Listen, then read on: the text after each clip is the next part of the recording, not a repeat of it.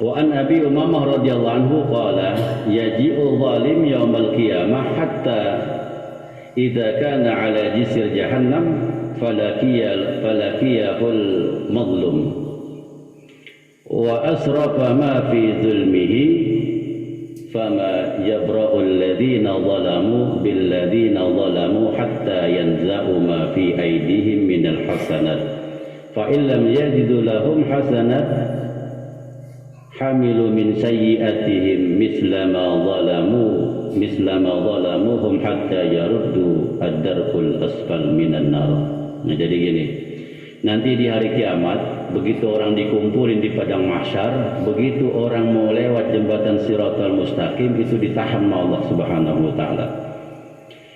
Siapa yang ditahan? Orang yang suka berbuat zalim di atas muka bumi ini. Jadi begitu dia mau lewat jembatan Shiratal Mustaqim ditahan sama Allah Ta'ala sebentar. Malaikat suruh nahan nih orang yang suka zalim. Disuruh ketemuin sama orang yang pernah dizalimi. Maka disitulah orang yang dizalimi minta keadilan sama Allah Subhanahu wa Ta'ala. Ya Allah, dia pernah zalim sama saya di dunia. Maka pahalanya orang yang zalim ini dikasih ke orang yang dizalimi. Maka dalam keterangan Rasulullah ada humul muflisun, mereka lah orang-orang yang rugi, yang bangkrut. Apa? Ini dia yang bangkrut, orang yang suka zalim. Maka pahalanya dikasih ke orang yang dizalimi. Sebanyak orang yang dizalimi dikasih pahala dia. Begitu nongol lagi satu orang yang pernah dizalimi, pahalanya udah habis buat ngasih ke dia orang. Maka dosa yang orang ini yang belum kebagian pahalanya dilempar ditukar sama Allah masuk ke orang yang zalim itu. Bangkrut gak?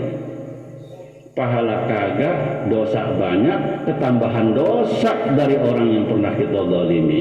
Bangkrut nih.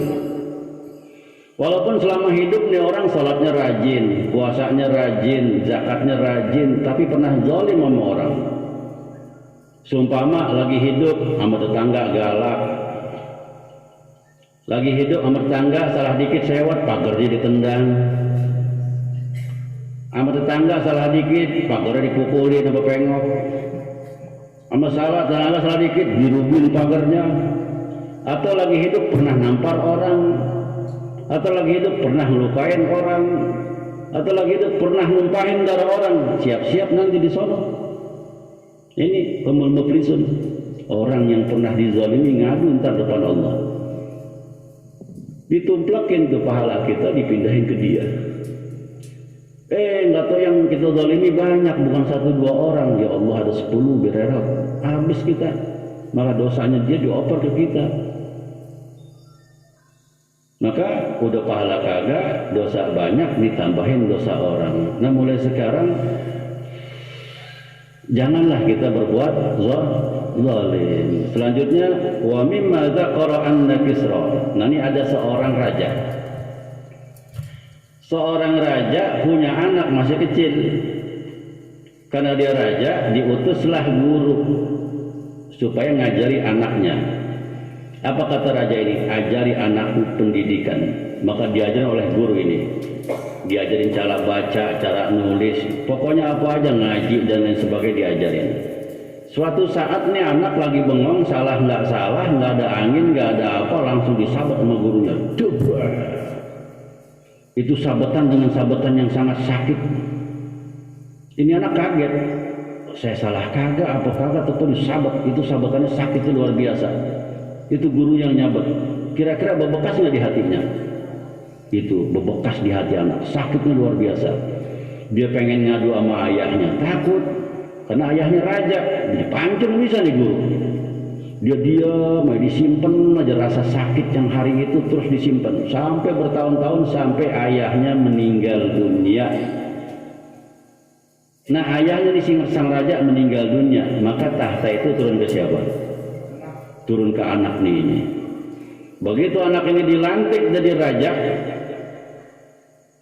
atau begitu lurah ini dilantik jadi lurah, dia jadi lurah gitu. Pertama yang dipanggil gurunya. Karena apa? Nyimpen dendam karena pernah dipukul. Sakitnya luar biasa. Dipanggil gurunya. Nah para penggawanya bingung, kok bis dilantiknya dipanggil gurunya. Panggil guru saya waktu saya masih kecil dulu, bawa ke sini. Dibawa guru dihadapin, ditanya, wahai guruku, dulu ingat enggak?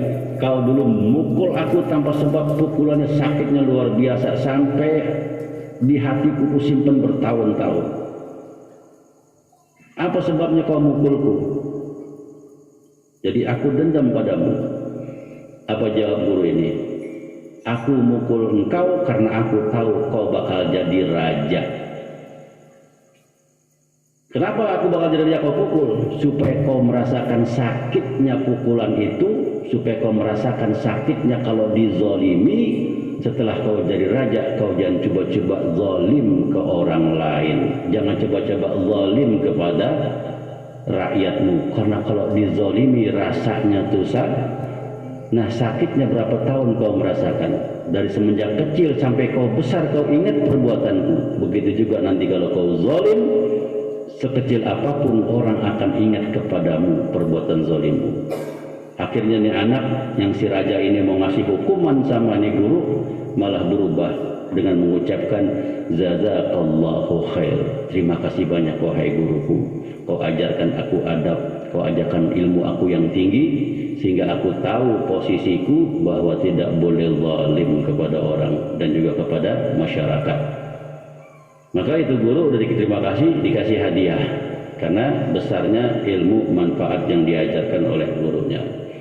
Nah mudah-mudahan ya sedikit ini masukan pelajaran buat kita, supaya kita nih setelah pulang dari sini kita jaga, jangan pernah kita berbuat zalim. Mungkin bisa jadi kita lantaran payah ini karena disumpahin sama orang yang pernah kita sakitin. Mungkin kita sakit, pernah kita berbuat zalim sama orang, jadi tuh orang doa, ya Allah saya dihianatin atau apa, tuh orang doa kita kena sakit. Nah makanya sakit itu atau situasi yang kita hadapin ini koreksi diri kita. Mungkin saya pernah lalai sama orang, mungkin saya pernah salah, mungkin saya pernah ini, pernah itu, pernah ini, pernah itu, langsung taubat. Kalau orangnya masih ada enak, kita bisa datengin, kita minta maaf. Tapi kalau orang udah pulang ke rahmatullah, apa yang ada? Doain, ya Allah ampunkan dosa kesalahannya. Karena apa? Nanti kalau udah di sana, pahala kita habis disedot sama dia. Nah mumpung masih ada di sini, doain tuh orang yang pernah kita zalimi. Kalau emang udah meninggal, doain, ya Allah aku bacakan suratul Fatihah kepada orang yang pernah kusakiti. Doain. Masih ada, datangin, minta maaf, saya minta maaf. Minta maaf, saya minta redonya. Begitu diucap, ya saya redo, alhamdulillah, selamat kita. Tapi kalau dia udah meninggal, satu-satu jalan, doain itu orang. Gitu.